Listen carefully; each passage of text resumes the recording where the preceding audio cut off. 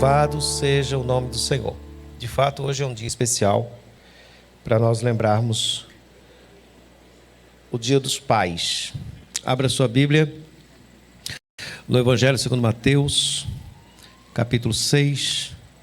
Nossa meditação hoje é bem propícia também ao tema, mas tem como referência o nosso Pai que está no céu.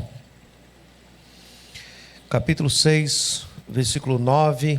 Eu sei que você sabe esse texto de cor, então eu vou ler rapidamente e você pode repetir conforme você tem na sua memória.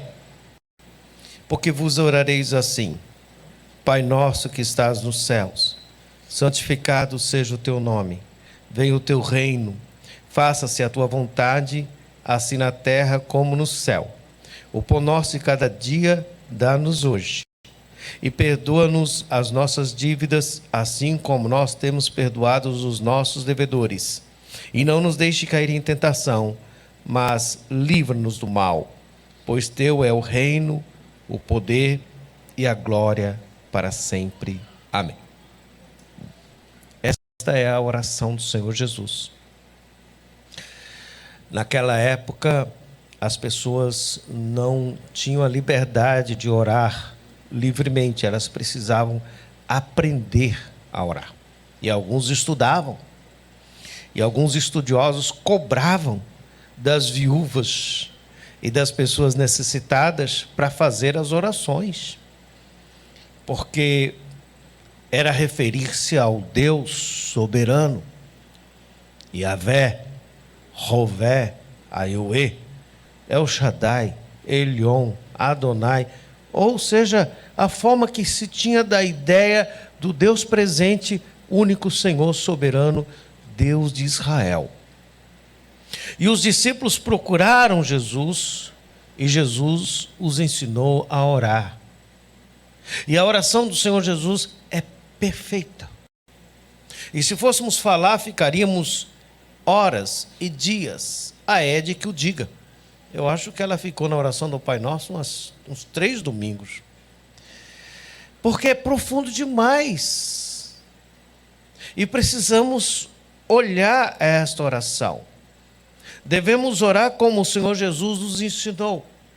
E esta oração começa: Pai Nosso. Já é algo revolucionário. Porque ela poderia começar: Pai dos céus, soberano Deus, temível, terrível, e qualquer outra expressão de identificação. Mas Jesus, o Filho unigênito do Pai, o único, compartilha conosco o seu Pai. Ele poderia também dizer meu Pai, mas ele começa dizendo Pai Nosso. Quando ele diz que o Pai é nosso, não tem nenhum superior ao outro. O Pai é nosso.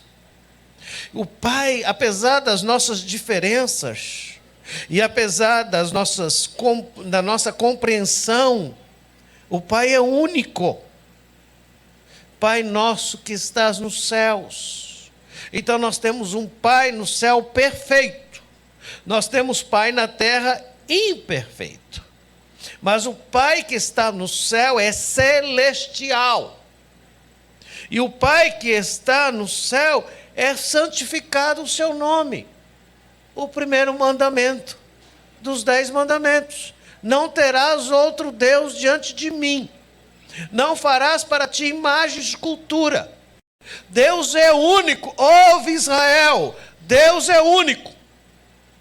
Deus é santo. Isto fala do seu caráter. Graças a Deus que Deus é bom.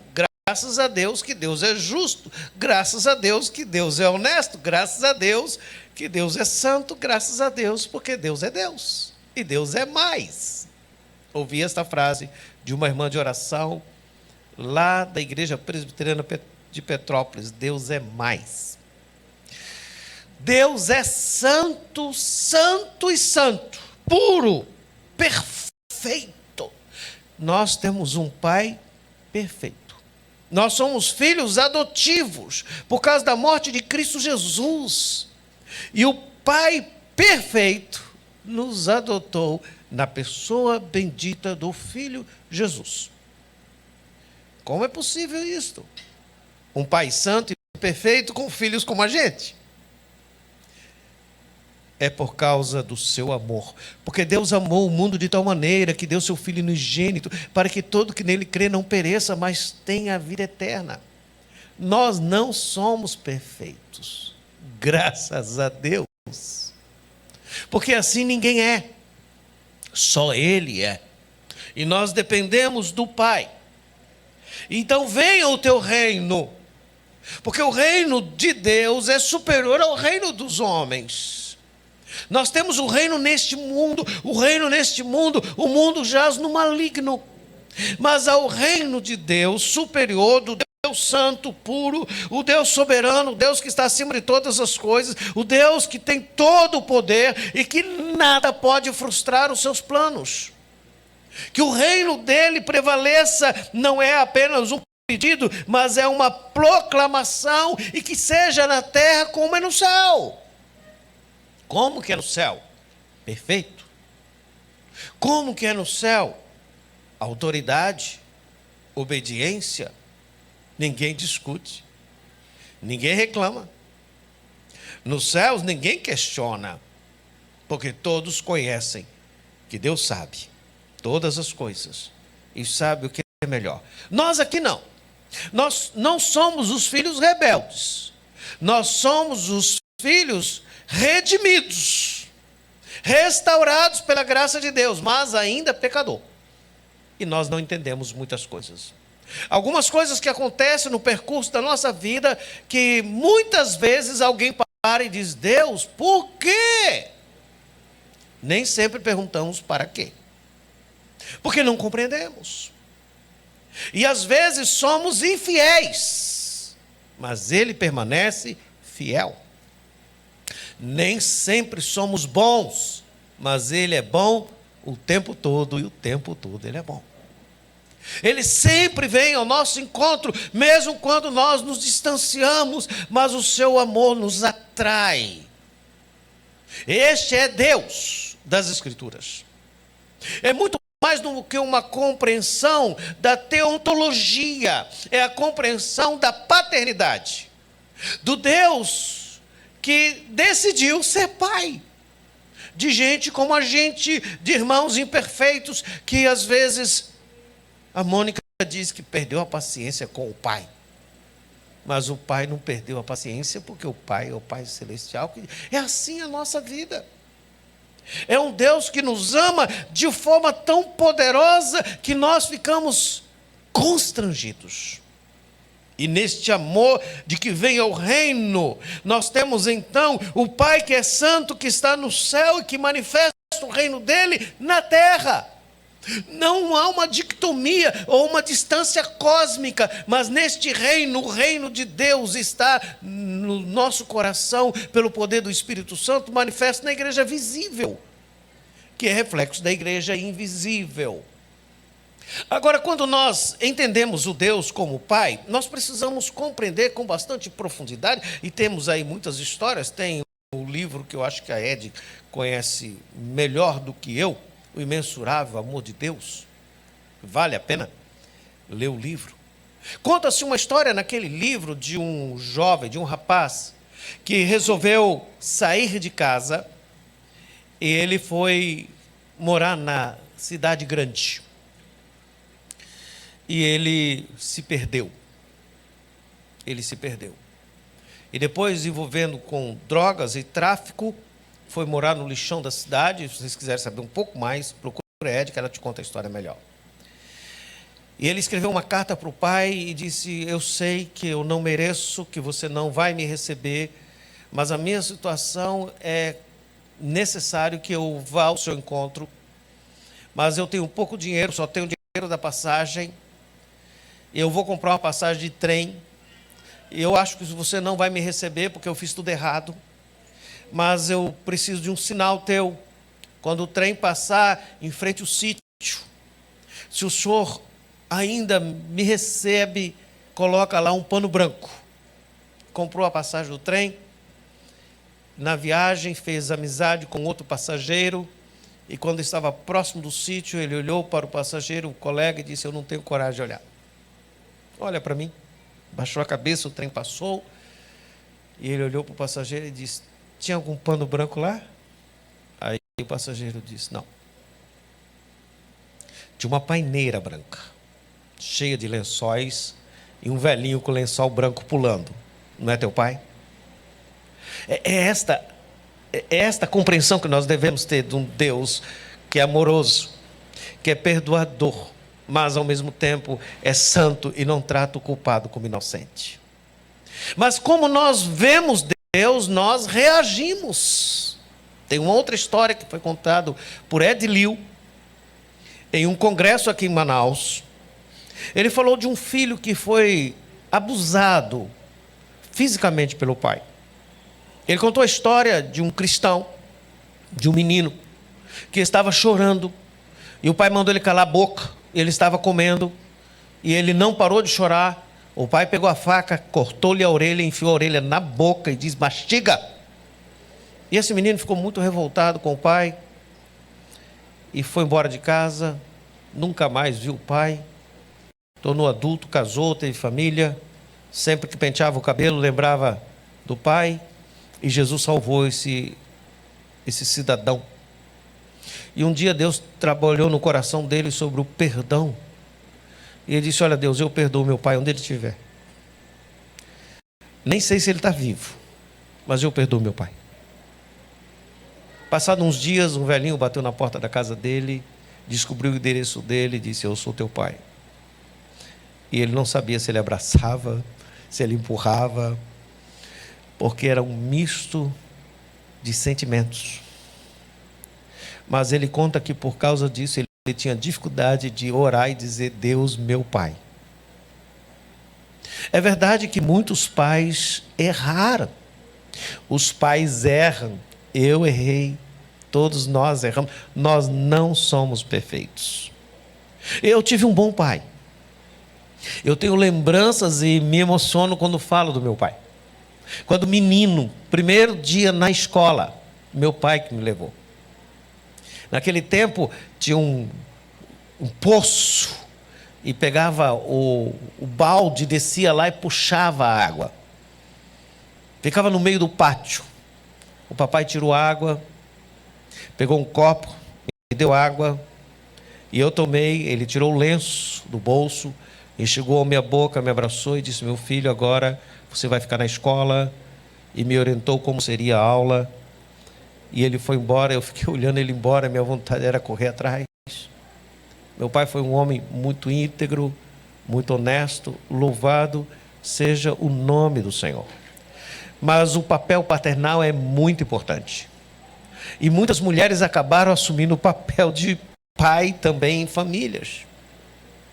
A Marjorie está aqui hoje. Uma certa vez eu estava viajando para o Rio Jaú, e já fazia alguns dias, eu não sei como ela conseguiu, ela era criança, mas ela escreveu e desenhou um papel, e foi à beira do rio, encontrou um homem que iria viajar de rabeta para aquela região, e mandou uma carta. E nós estávamos trabalhando, aí chega um rabetinho, toc, toc, toc, toc, toc, encosta, diz: pastor Alcedir está aí? Eu falei: sou eu. Ele disse: uma carta para o senhor, carta da minha filha Marjorie. Tinha um desenhozinho e estava escrito mais ou menos assim: o senhor está bem? O senhor pegou malária? O senhor vai demorar? A família é o laguinho do meu coração. Eu olhei, os olhos encheram de lágrimas. Eu disse para a equipe: acabou a viagem, vou voltar para casa. Ser pai, segundo as Escrituras, é olhar no Pai do céu e representá-lo na terra. É muito mais do que gerar filho. É amar o filho como Deus nos ama. É muito mais do que ter uma mulher. É honrar a esposa como Cristo honra a igreja. É amar de verdade. O que não falta são homens que tiveram filhos, mas falta pai para muitos filhos. E muitos filhos não sabem quem são os pais. Mas a boa notícia e a notícia de esperança é que por mais que o teu pai não seja o pai que você gostaria, você tem um pai no céu que é perfeito, que nunca te abandona, que nunca te faz passar vergonha, que nunca te deixa só, mesmo quando você diz, eu quero ficar só, e ainda que você entre no mais profundo do abismo, lá Ele está. Se você tomar as asas da alvorada e for no mais distante do continente, do outro lado do mar, lá Ele está. Se você subir no mais alto, você vai ser encontrado. Esse é o Deus das Escrituras. É um Deus que nos ama de verdade. E que nós o amamos pouco, porque o conhecemos pouco, porque não conhecendo as Escrituras, corrompe-se a mente das pessoas. E nós precisamos entender deste Deus santo, desse Deus amoroso que nos chama a sermos pais de verdade, senhores, sejam homens que possam refletir a verdade de Deus na sua casa. Dê bom testemunho para os seus filhos, porque os seus filhos lhe copiam. Olham para você. Eles vão aprender muito mais com o que os pais fazem do que com o que os pais falam. O Pai do céu dá-nos o pão de cada dia. O Pai da terra tem a responsabilidade também da provisão. Mas o Pai da terra sabe que a provisão vem primeiramente do Senhor. É o Senhor que abençoa, é o Senhor que abre portas, é o Senhor que fecha a porta, é o Senhor que abre trabalho, é o Senhor que nos dá saúde, é o Senhor que faz a terra produzir o pão, é o Senhor que multiplica os peixes nos rios, é o Senhor que faz com que a macaxeira cresça, com que a mandioca dê a farinha, é o Senhor. O Senhor dá com fartura. Mas por que tem gente que passa fome? Tem gente que passa fome porque o ser humano é egoísta e não sabe distribuir, mas Deus dá com abundância. Agora, é verdade que o texto do pão é muito mais do que o pão sobre a mesa. Nós estamos falando do pão vivo que desceu dos céus, Jesus. Ele é a nossa esperança, porque todas as ameaças do mundo não são nada diante dele. Eu estava falando hoje com a Adriana, o que Paulo diz sobre o homem da perdição. Ele é mágico, poderoso, influente, ninguém pode detê-lo. E o Senhor Jesus o destruirá com o sopro da sua boca. Você já imaginou isso? Tão forte, tão poderoso, e Jesus destrói com um sopro. É porque, na verdade, quem é poderoso é Jesus. E Jesus é a expressão exata do Pai, é a expressão exata do ser de Deus.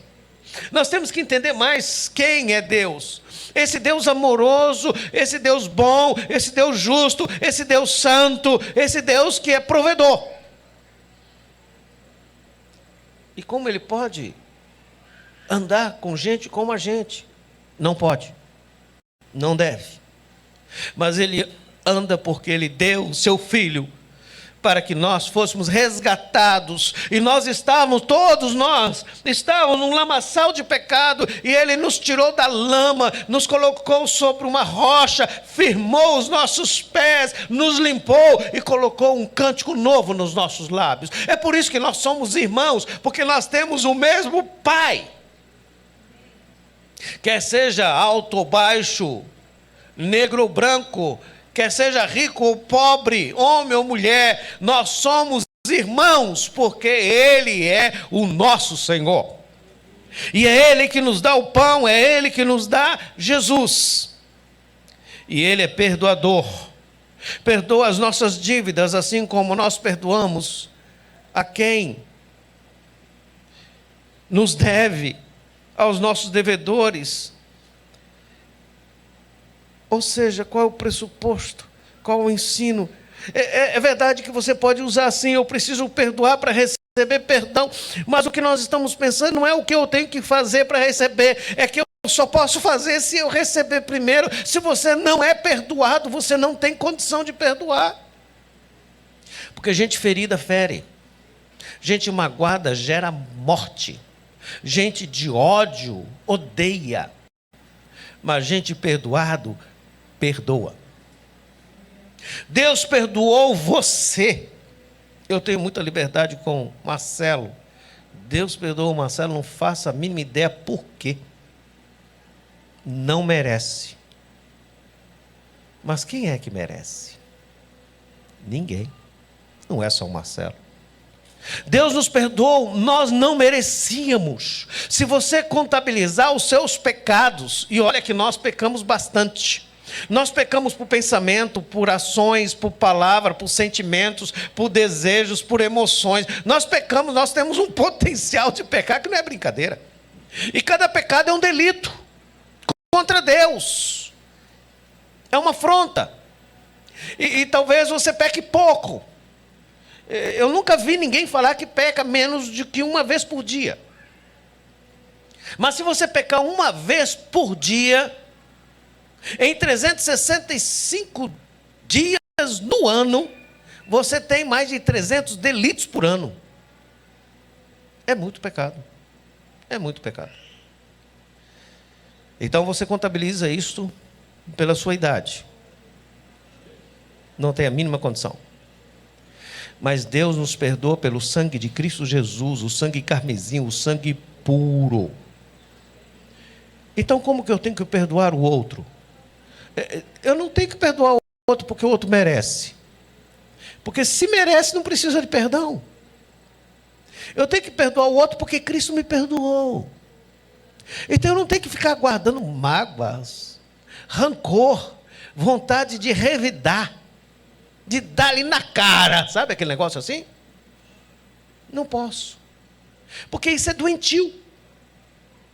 Mas eu fui injustiçado, graças a Deus, bem-aventurado quem foi injustiçado. O Senhor nos chamou para amar, e não para revidar. O Senhor não nos chamou para ficarmos lembrando o pecado do passado, mas que o Cristo perdoou todos os meus pecados, e se eu confessar o pecado, Ele é justo para perdoar o pecado e purificar de toda injustiça. Então, perdoar é ser livre, é deixar o outro ir, que vá com a sua maldade para onde quiser, mas não precisa lhe pagar. Por que não precisa lhe pagar? Porque Cristo pagou. O pecado foi pago. E se a gente fica guardando o pecado dos outros, a gente peca, porque a gente começa a levar aquele sentimento como se aquela pessoa tivesse amarrado a gente. Então a gente se livra. Perdoar é algo inteligente. Quem não perdoa, adoece, sofre. O perdão cristão deve ser por antecipação. Quando alguém falar, me perdoe, já fiz isso, onde você pedir? Já estou livre desse negócio. Por que nós podemos perdoar e nós devemos ser cristãos? E cristão é perdoador. Nós devemos perdoar porque Cristo nos amou primeiro, porque Cristo nos perdoou, porque Deus nos perdoou em Cristo antes da fundação do mundo. Nós não tínhamos nem pecado ainda, mas Ele já tinha perdoado. Então o Pai Santo é provedor, o Pai Santo é perdoador. E nós precisamos entender, como homens, chefes de família, a ser perdoador em casa, não vingativo. Eu sei que é natural da índole humana a vingança, porque a vingança parece que é curtida no sangue, que escorre no dente, achando que é justiça. Mas a vingança é burrice. É que nós achamos que se nós não vingarmos, nós somos tolos. Mas perdoar é deixar que Deus julgue. E Deus é justo juiz. Quem planta, colhe. Então, plante coisa boa. Se alguém plantou alguma coisa ruim contra você, ore por ele, tenha misericórdia, para que ele não venha colher proporcionalmente muito mais do que ele plantou. Vivamos livres, porque Deus já nos perdoou em Cristo Jesus, então agora eu posso perdoar quem me deve. Está perdoado, não tem problema. Não preciso explicar, não preciso justificar, eu não preciso provar. Eu já provei o perdão de Deus, então o meu coração tem que ser livre. Esta oração do Pai Nosso nos leva à santidade. Esta oração do Pai Nosso nos leva à obediência da vontade. Esta oração do Pai Nosso nos leva à gratidão do pão. E esta oração do Pai Nosso nos leva à liberdade do perdão. Se nós entendemos isto, nós vamos viver com menos paranoias, com menos ansiedades, com menos vontade de matar alguém, com menos preocupação que o mundo está ficando doido. Meus irmãos, nós não somos do mundo, nós estamos no mundo, mas nós pertencemos ao Pai Celestial. O nosso coração é cheio de esperança. E não nos deixe cair em tentação. O Pai é que nos dá a proteção. Você já percebeu isso? Eu creio que, como cristão, você é de concordar comigo que algumas vezes você já até pensou em fazer uma bobagem, mas Deus não permitiu. Você até saiu de casa pensando hoje, mas dá tudo errado, porque dá tudo certo. Há um Deus que protege a gente. É um Deus que cuida da gente.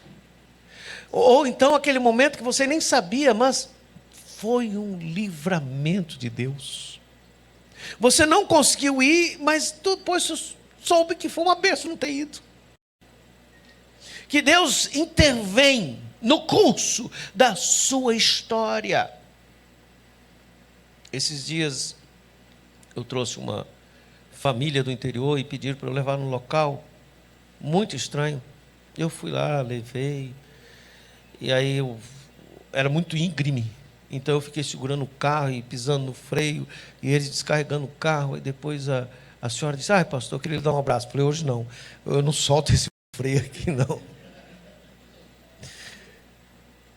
Aí ontem eu estava passando próximo do local com o irmão, falei: rapaz, esse dia eu entrei aqui. Ele disse: o senhor entrou aí? Eu falei: entrei. Ele falou: mataram aí esses dias que entrou com o carro para desmontar e vender as peças. E graças a Deus. Você não sabe o perigo que tem lá fora, mas você conhece o Pai que está lá em cima. É o Pai que protege, é o Pai que cuida. E por Pai cuidar, você às vezes perde e fica pensando: meu Deus, eu perdi. Muitas vezes não perdeu nada, só deixou de ganhar aquilo que queria ganhar naquela hora, para ganhar algo maior depois.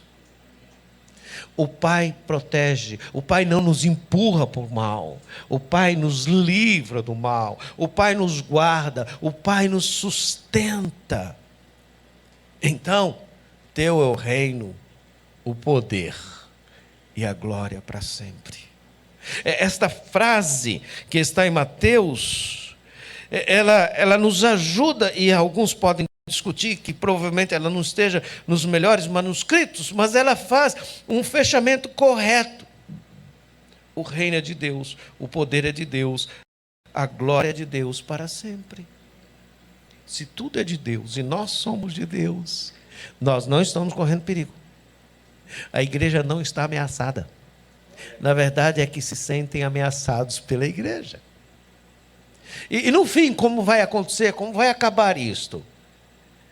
Meus irmãos, quando não tiver lado para a gente correr, o céu vai se abrir e estaremos para sempre com o nosso Pai. Que o Senhor nos ajude a entendermos o nosso papel, senhores, como Pai, como homens de Deus na nossa casa, para amar de fato a nossa família e um coração perdoador. Que todos nós, meus irmãos, entendamos que precisamos do Deus Pai na nossa vida, em todos os dias, em todas as decisões, e nos momentos que talvez você nem o queira perto, ou naquele momento que você acha que você está sozinho. Nós precisamos de Deus. Até o ateu sabe disto. Pode correr por onde for, mas sem Deus há um vazio, há um abismo, há um caos, há um hiato que não pode ser preenchido. E aí concluímos. Como está a sua vida com o seu Pai? Como está o seu relacionamento com Deus? Não deixe que o relacionamento com Deus seja supérfluo. Não permita que o seu relacionamento com Deus seja 1 hora no domingo. Até porque o domingo é do Senhor. Não permita que o seu compromisso com Deus seja a hora que você não tiver mais nada para fazer, então vá adorar a Deus. Não faça isso. Adore a Deus, porque Deus é superior a tudo que você pode imaginar. Deus é melhor do que tudo que você pode desejar. Deus é o Senhor. E nós corremos atrás do vento tantas vezes que nós não temos tempo para o Deus que fez o tempo e nos fez para Ele. Feche os teus olhos. Pai, Papai do céu, perdoa os nossos pecados. Nos ajude. Queremos viver com um relacionamento mais profundo, sermos filhos melhores. Pai do céu, perdoa os nossos pecados, perdoa. Cuida de nós. Abençoa esta igreja, Senhor. Estes irmãos, esta pequena comunidade que adora ao grande Deus e Pai de nosso Senhor Jesus Cristo e Pai nosso, por causa do sacrifício de Cristo, que aplica a palavra em nosso coração no Espírito de Jesus, o Espírito Santo, e nos ajude a viver em novidade de vida. E nos abençoe hoje, como Dia dos Pais, que sejamos pais melhores, maridos melhores, homens melhores. E que o teu nome seja engrandecido e que possamos viver o amor de Deus. Em Cristo Jesus. Amém. Os irmãos que estão viajando lá em Porto Velho, Estados Unidos, e outros que não puderam vir ao culto hoje, mas alguns nos acompanhando aí pelas redes sociais, que a boa mão do Senhor esteja nos conduzindo. Com certeza que será mais uma semana de vitória. E que a graça de nosso Senhor Jesus, o amor de Deus nosso Pai e a comunhão do Espírito Santo seja sobre toda a igreja de Deus espalhado na face da terra, desde agora e para sempre. Amém. Amém.